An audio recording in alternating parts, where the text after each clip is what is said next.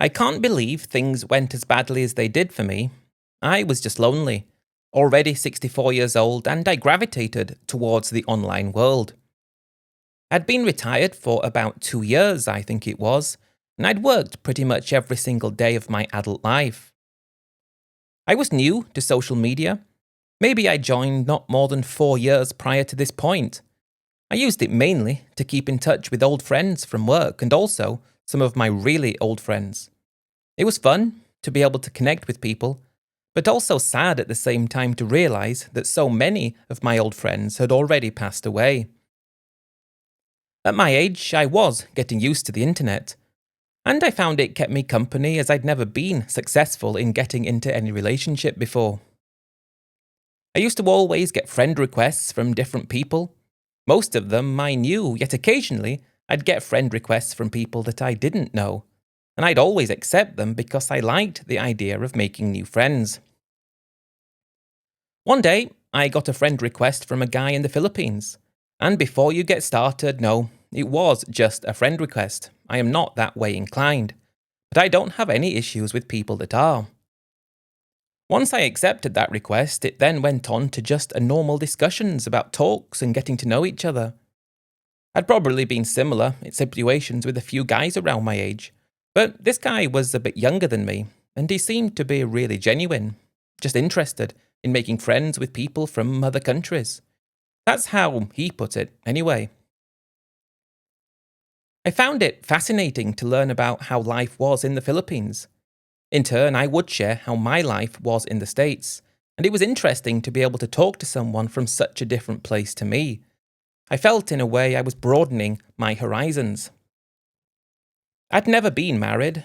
He told me that he was married and got married young and had some kids. I guess we were speaking together for probably months before it became quite a regular thing.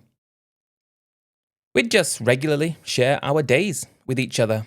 A few pictures of what the weather was like, where we were, just normal, getting to know you kind of thing. And at this point, I'd never even entertained the idea of going to the Philippines because it was so far away from anything that I would have ever considered doing, at least yet. I wasn't expecting him to invite me out to the Philippines. But as time went by, he started asking and then he kept saying that I should consider going because I might really like it there. He told me it would be the experience of a lifetime and even offered to show me around. He told me he could be my guy on the ground. At first, I didn't even consider that I'd take him up on the offer. I was just laughing it off, saying maybe someday I would actually go and see for myself. But he kept bringing it up all the time, and the more he told me what life was like there, what I could do there, and what a good time I'd have, I started actually thinking maybe I would go for it. Before I got to that, I asked him why doesn't he come and visit me in the States? I'd show him around, and then he said that he'd have no chance of being able to get a visa to go there to visit, and I figured I should have probably known that before asking. But I was, eventually, coming round to the idea of going to the Philippines, really stepping out of my comfort zone, trying to take my retirement up to the next level, and I had my income coming in from my pension and social security, and a reasonable amount of money I had saved up. I thought it might actually be a good idea to go and see for myself what it was like there. He kept saying how cheap things were in the Philippines for someone from America like me. Apparently, with the money I had, I could do things that at home I wouldn't be able to do, and he seemed to be really confident in the knowledge that he knew what he was talking about. He told me that there were a few great hotels close by to where he was living, affordable, good restaurants, and I could also go around to his house occasionally to have something to eat.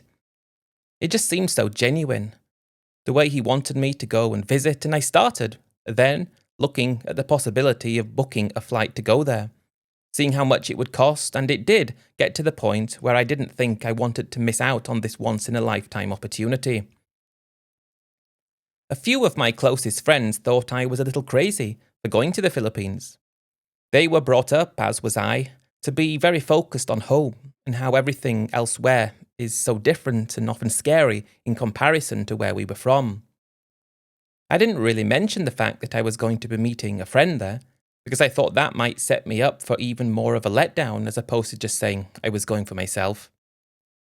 I do wish I'd listened to those few friends saying that I shouldn't go. But I guess I could have gone and things could have turned out well for me. But I just didn't know what I was getting myself into in the slightest. I knew I was in for a very long flight, but it was such a long way, but by the time I arrived, I was completely exhausted. For a guy my age, it was more than a little strenuous.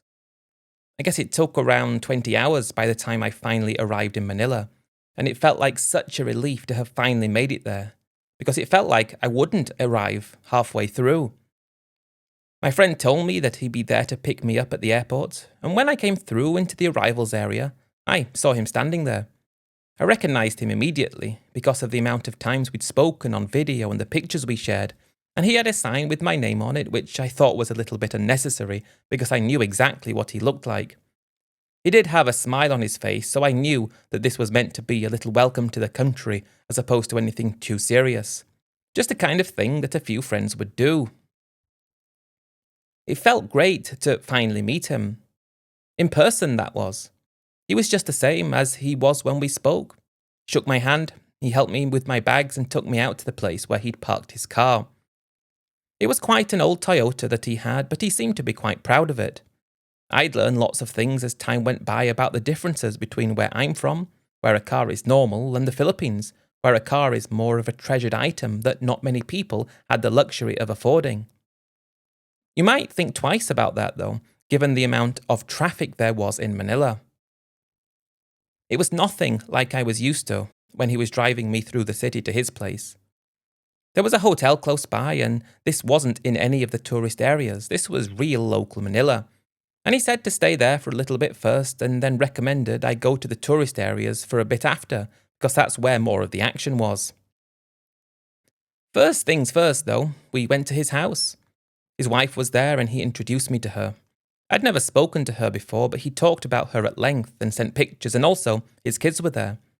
It just seemed like a really nice family, and to finally be able to meet them was a treat, I thought. After being introduced, he took me to the local hotel, and I think that was $50 a night. Told me to get some rest because he's taking a day off tomorrow, and he's going to take me around so I could see some of the sights.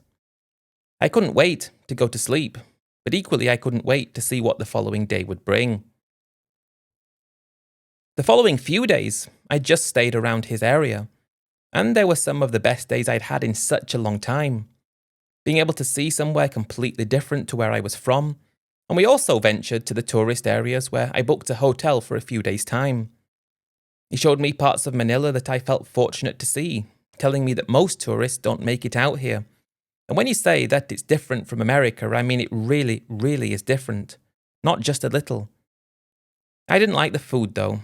I really struggled with the excessive use of vinegar and the really strong tastes there. But they had so many fast food chains I was able to eat there most of the time, as well as some other more upmarket restaurants. One thing that stuck out to me was just how poverty-stricken many people actually seemed to be.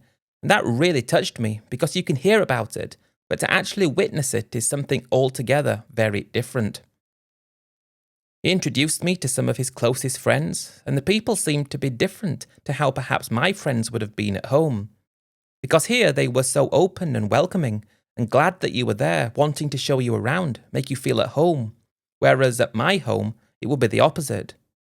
We'd feel guarded that there were people not from around us coming in and taking our things, and it was a breath of fresh air to see something on the opposite side of things to what I was used to. I mean, it was really different. And it also made me feel a little guilty about the old ways I used to think and feel, because that's not really any way to think when there are people like this who have so little opening their hearts to you to show you their side of things. It's very different. After about 3 days being in that hotel close to his place, he was going back to work for a few days and told me to go and enjoy a little bit of the city by myself. So I checked into a hotel in the Makati area where lots of the action was. And he liked to put it that way. I felt a huge sense of happiness that I'd taken him up on the offer to go to the Philippines, and I couldn't wait to get back home and tell my friends how wrong they were to have talked about this being a bad decision. because it wasn't. At least at this point in time. Things were going so well that I expected them to continue like this indefinitely. Those few days that I spent by myself were great as well, because it allowed me to go out on my own and see parts of Manila and speak to other guys from America who were there as well.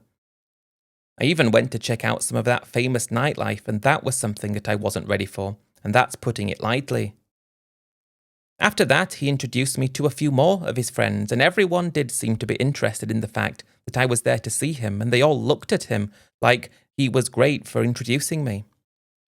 Sort of like should appreciate the fact that this was the case. Nobody really paid any attention to me back at home. I mean, why would they? But here it was different. I'd say I'd been there maybe 10 days in total, and I was due to be there for 3 weeks. I'm still staying at that hotel in Makati, and it's the weekend, and he's talking about meeting up, and he tells me to make my way to BGC, because there's a nice restaurant there, and he thinks it would be a great place to go, because his wife's friend really wanted to meet me. His wife was 35, and I didn't know what to expect about this, but I went along with it. I got myself to BGC, a place that I hadn't been before, and I was really shocked about how modern it looked in comparison to the rest of Manila. When you left one part of Manila and entered BGC, it was like entering a different world, let alone a different part of a country. Everything was clean, everything was orderly, there was no trash anywhere, there were no foul smells anywhere, and although I'd never been to Singapore and knew nothing about it, apparently many people compared BGC in Manila to Singapore, and I just choose to use that as a description even though I can't confirm that to be the case. I made it there about 4 p.m, just to have a look around, and I was due to meet him and his wife and her friend around 7. So I just explored a little bit, went into some of the malls, which was really good considering the heat outside, and the air conditioning in the malls was really great. I had a drink in what looked to be a really upmarket style bar, and just hung out for a while. Then I made it to the restaurant where he'd planned to meet up for a meal. I didn't know what to expect by this. I just thought it was a case of being introduced to more people to broaden my understanding of the Philippines. Give me the best time possible, that's what I was thinking it was, and there was no reason for me to doubt that or think otherwise. It was a really great restaurant that we went to. Filipino food because they wanted me to try the best of Filipino food. I liked some of it, but not all of it. The only thing I really liked most was the lechon because you can't go wrong with crispy pork. The sauce, though, for dipping was awful. After I spent more time learning about the Philippines and taking things further, I quickly understood that the food in the Philippines was one of the biggest gripes that many people had, and I understood exactly why. But it wasn't the food that they were there for, really. This person, his wife's friend that he wanted to introduce me to, she was really dressed up. I found out there and then she was 32, and I was a little confused as to why he wanted me to meet her. Early on, he just said that his wife was talking to her friend, and it came out in passing that her husband's friend from America was here, and apparently she showed her a picture of me, and she said she'd love to be able to meet up with me. Her husband had just died, and she was really struggling, working a bad job to support her 6 kids, and it was said that she commented about how nice I looked, and she wanted the possibility to meet me. This was that introduction, and I didn't realize it was meant to be a date.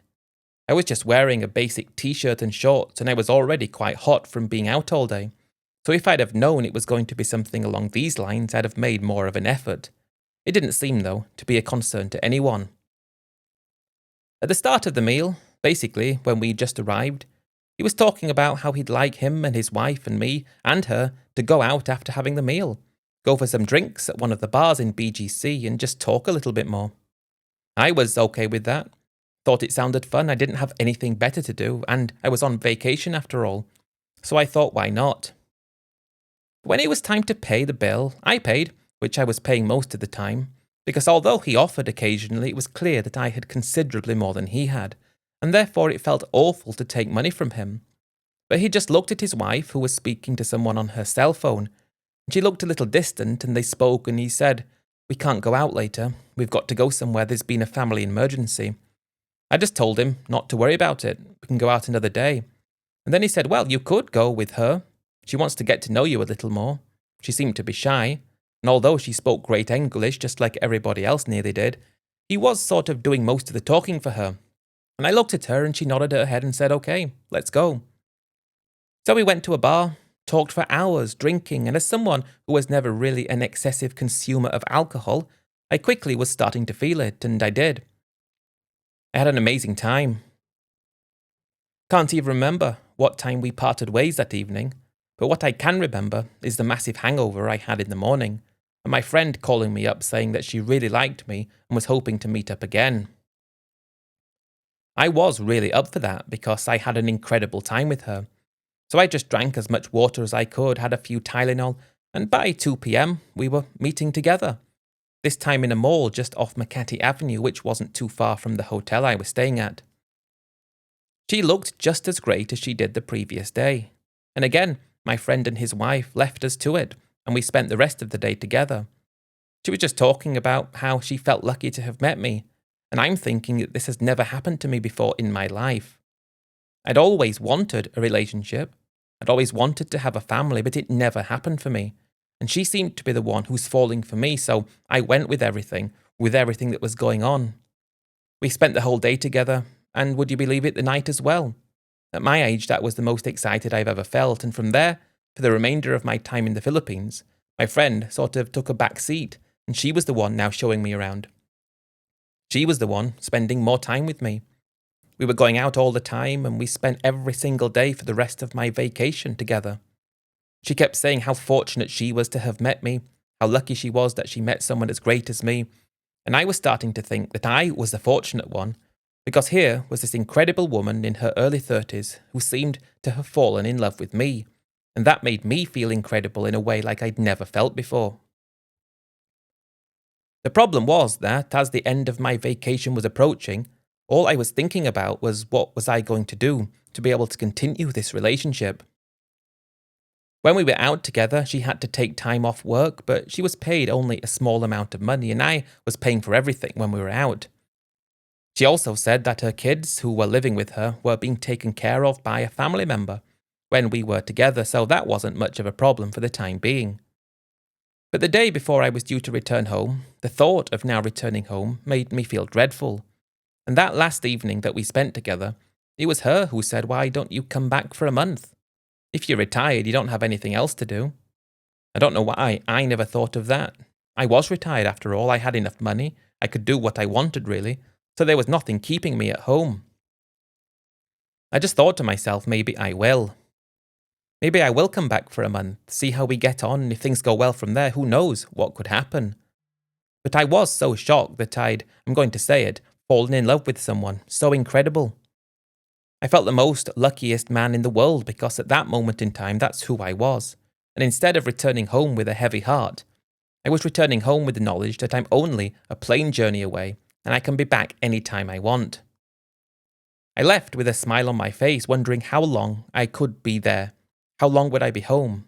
How long would I be without her before going back? Back at home, I went out to meet with those few friends of mine who were interested to learn about my time in the Philippines. I said I had the best time I ever had in my life, and I wish I went before. They thought I was joking with them, saying that's not possible, and then I regaled them with some of the adventures that I had, the places I'd seen, the people I'd met, the sights and the sounds that I'd seen that were so different to what we're used to at home. It made me feel young and alive again in a way that my boring house could never make me feel. I told them I'm planning on going back again soon, but I didn't tell them that I'd met someone there because I knew what their reaction would be. They would just say you're being led like a lamb to the slaughter, and I wouldn't have believed them because I loved this woman. The first thing I did though, when I did return, was call her. And that time she was on video and I saw her kids and they were all waving and smiling, saying it's nice to meet you. And it did feel very strange knowing that she had 6 kids, because I hadn't got any kids and 6 was a lot. But when I was speaking to her, I could see the conditions in which she was living and they were so basic. I think that's the kindest word to use. And the fact that she loved me, thought of being able to elevate her status in life, made me feel excited, like I finally had a real purpose for once. I'm also speaking to my friend who invited me to the Philippines in the first place. He's always going on about how she misses me and how she wants to see me, saying things like, "You have to come back again soon." And I'm saying, well, I'm planning on coming back. I was just thinking exactly how to go about doing things.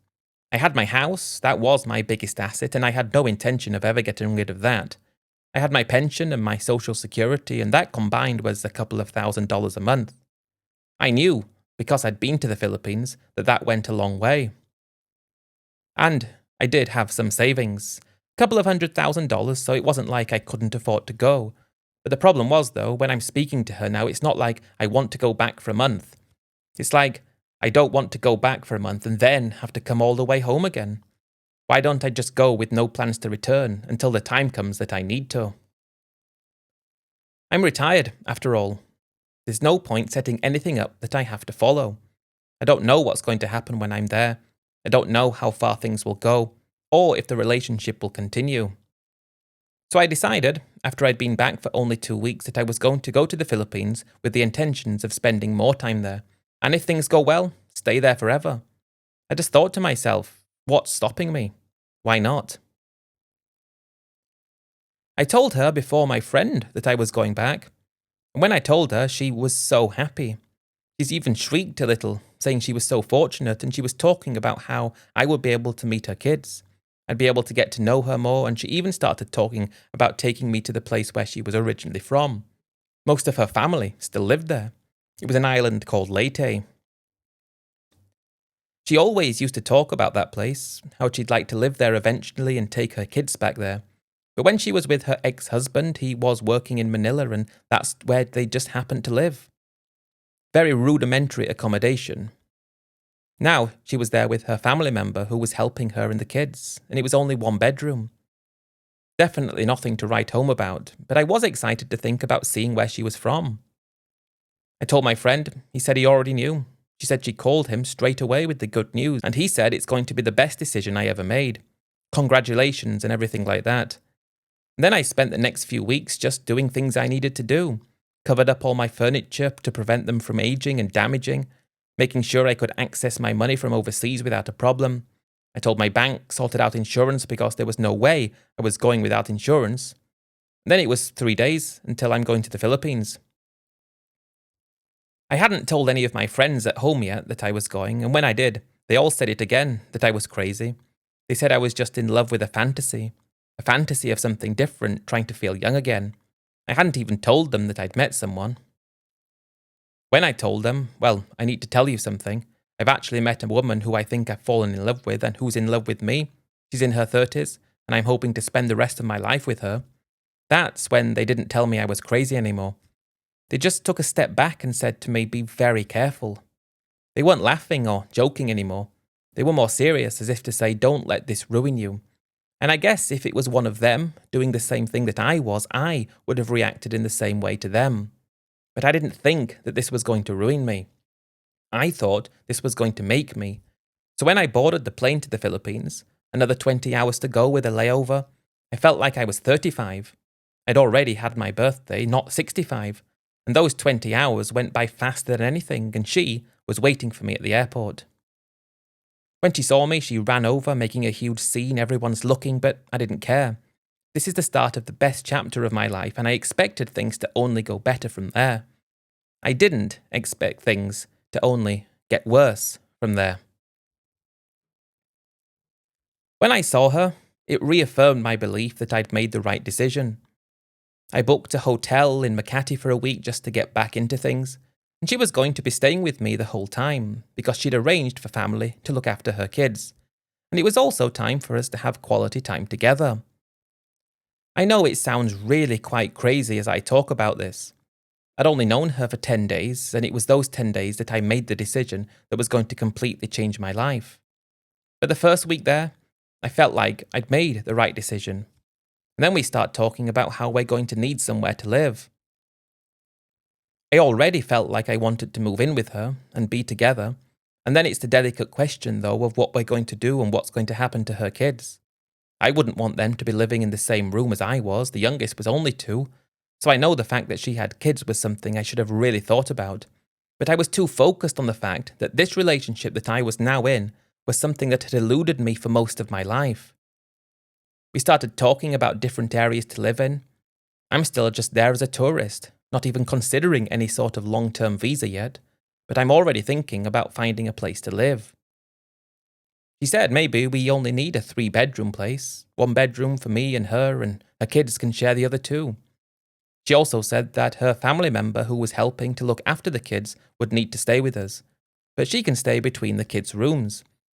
It wasn't like it was going to cost a lot of money to rent a place, given the fact that 3 bedrooms would be acceptable to her. We went to look around places after I'd only been there for a week, and you really have to picture what a sight I was. Walking hand in hand with her with this woman who I thought was the answer to my boring life. And we're looking at 3-bedroom condos in places like Makati and BGC. But the prices were quite high and that would have eaten up quite a lot of my income.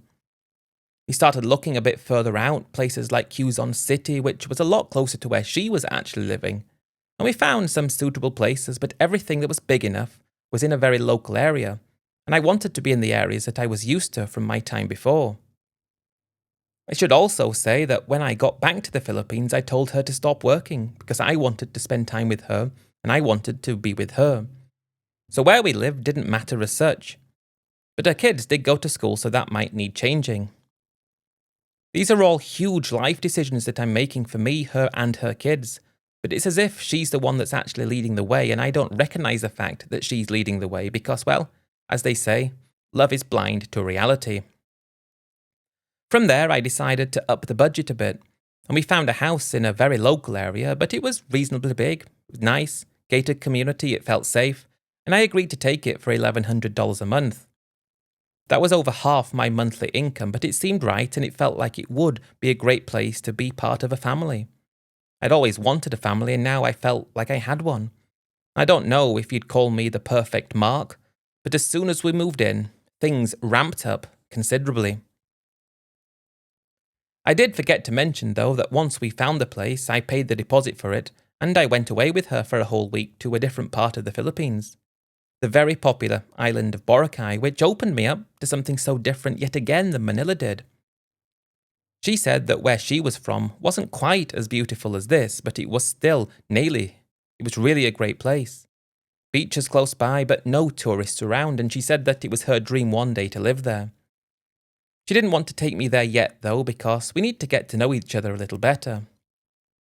That week, again, made me feel like I'd made the right decision, and I'm always getting calls from my friend who introduced me to the Philippines and her. He's like an old friend now, joking around about things, pretending that we're kids and having our first girlfriend and all that kind of thing, and it's like I can't believe that I'm so happy. I didn't know there was such thing as happiness like this. I didn't know I could feel as good as that. So when we returned and moved into the house, her kids are getting to know me, and when she said that her kids need to move schools and it's going to cost approximately $5,000 per year per child, it needs paying in advance, I didn't even take 1 second to step back and think, hang on, that's $30,000. I don't know anything about schools in the Philippines. Are these real prices? Should I be handing over this amount of money? And also, I didn't think, what about next year? Would I be expected to pay this forever? I didn't even think that. I'd agreed to pay for these school fees after we'd moved into the house, only a week after. But once I'd agreed, I did take a step back and say I can't afford this every year. She said don't worry about it.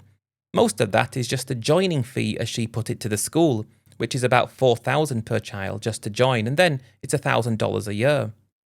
I just thought about things quickly and thought, well, I can afford that, so let's get it out of my head. I just wanted to forget about that and move ahead with my time with her. I wanted to go away again. I wanted to do more things with her. And when that came up, I wanted it gone. I wanted it out of my mind, and without thinking about it, I'd just given her $30,000 as if it was nothing. Probably only a month goes by. The kids are going to school, they've got uniforms, but I don't know anything about the school or what the prices are, and I'm not checking. She's treating me like a king every second of the day. She's treating me exactly like any guy would want to be treated. And it was after that month that she said she'd love to take me to Leyte for the first time. I called my friend and asked him what I should do. I thought actually going there could make her family feel uncomfortable, because that's what my main concern was. And he just said, you've already part of the family, don't worry about it. Enjoy yourself. She wants to show you what it's like there. Leyte was something else entirely yet again. Non-touristy, idyllic beaches, yet many very run-down and poverty-stricken areas. The main town was not really anything to write home about, but when we were there, she took me to visit her family. She had 8 siblings in total. 6 of them were living around the local area, 2 of them were in Manila. And the reason she was in Manila was just because her husband used to work there, because that's where she just kind of ended up.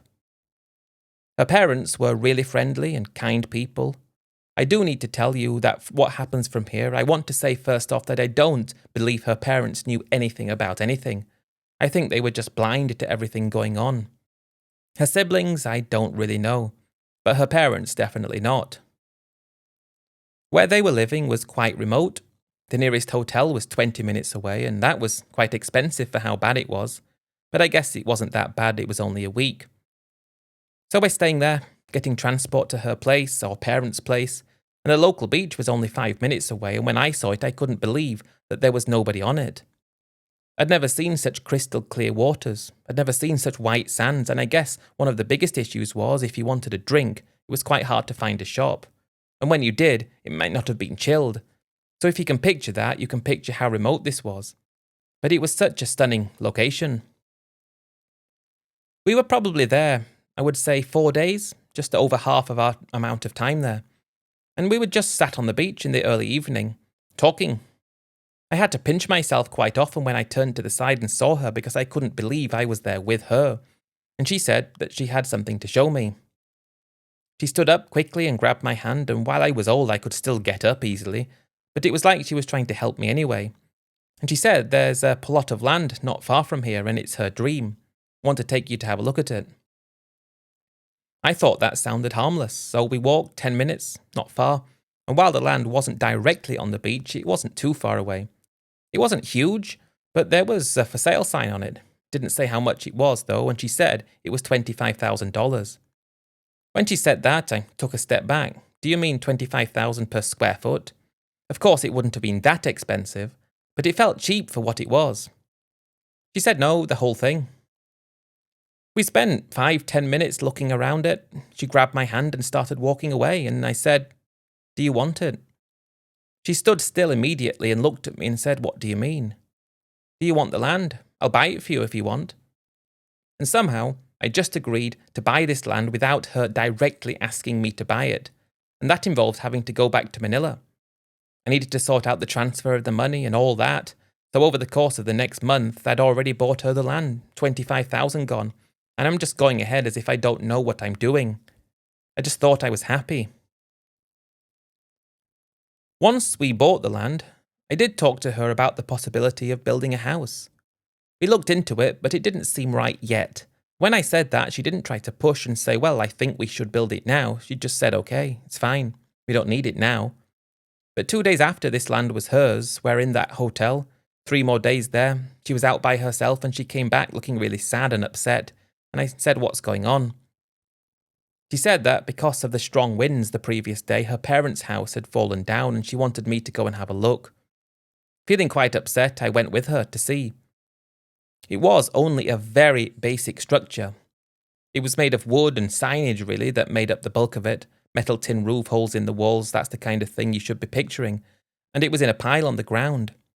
It looked like it wouldn't cost a lot of money to put it right. I'd have guessed a few $100s at the most. And then she said that because her parents were getting old, they really need to have a better structure, and she felt so bad that she couldn't give it to them. Now, I didn't offer to build her parents a new house. I don't think I got to that level of insanity as of yet. But she did say, could she and her siblings borrow some money from me so that they could build this and they would pay the money back. I asked how much they were talking about and she said $40,000. I asked how long it would be before they would pay me back and she said maybe 2 years. Everyone in the family can borrow it and pay you back. So if you're okay with that, it would be really helpful. I hesitated for maybe 30 seconds and I just thought, how can I say no? I'm here with the love of my life. I've never been as happy in my life, so okay, I'll let you borrow the money. Back in Manila, I transferred that to her as well, and at this point, with everything, I guess I'd spent just under $100,000. I'm also spending way over my monthly income, and I still don't think anything's going wrong. I'm just so in love with this woman. From there, I think the collapse was quite swift. Maybe 3 months we spent together living in the house that we were renting, and we were talking about building the house and moving everybody down to Leyte. I was thinking it would be a good idea because I did love it there. The thing was, I would have been happy to be with her anywhere. Anywhere she was, I wanted to be. And I thought if I didn't need to pay the money in rent for the place in Manila anymore, her kids could go to a different school, and she even said that we'd get back the $4,000 I paid for each of them to go to that school in the first place because they hadn't stayed there for very long. So I took that on board, and it was decided, without me thinking too much, that I'd spend $80,000 on a house. We'd live there, we'd get married, I'd never return home, and I would live happily ever after, as they like to say. I guess I was very lucky. I mean, I wasn't really, but I was in the sense that I didn't tell her I had a house in the States. My house in the States at the time was worth $350,000, worth more today. But if I had told her about it, I know that she would have been able to get me to sell it and got that money out of me as well at the time, because I was that far into the illusion of this relationship. But I did agree to build the house for $80,000. And then things just went quickly wrong. We go down, construction starts, there's problem after problem after problem. She's always talking about the legal side of things, the permits, everything that I knew nothing about and didn't even want to know anything about. I was leaving it up to her. But what happened was we got some foundations in place, and then she said all the money was gone. It had been tied up, and because of that, we need more. The thing was, I didn't have any more savings left. When I told her that was the moment she started to change. I didn't pick up on the changes initially, over the next few days and weeks, but she kept asking, is there any way we can get some more money? And when I did pick up on it, that was when I realized that this whole thing was most likely a scam from the start. And again, imagine if I'd told her about my house. She'd have got me to sell it. But at this time, I didn't even consider that as money, it was my house. But hearing stories of guys who sold their houses as well and lost that would have been much worse. But when I kept saying I don't have any more money, I've got my income and that's it, we can live together, the spark died down.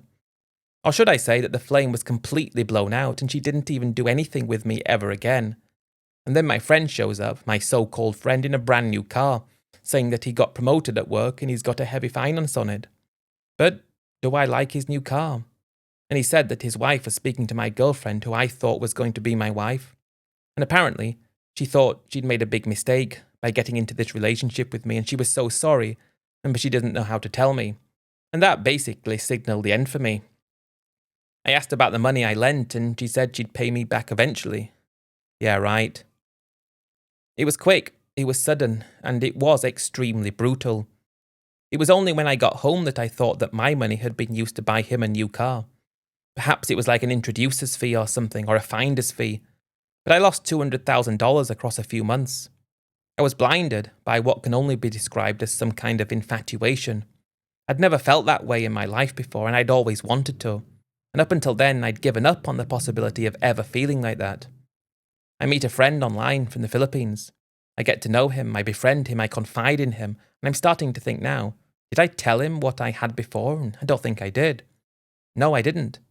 But I confided in him about my loneliness and how I'd never, ever managed to meet someone and how I'd always wanted someone and never had.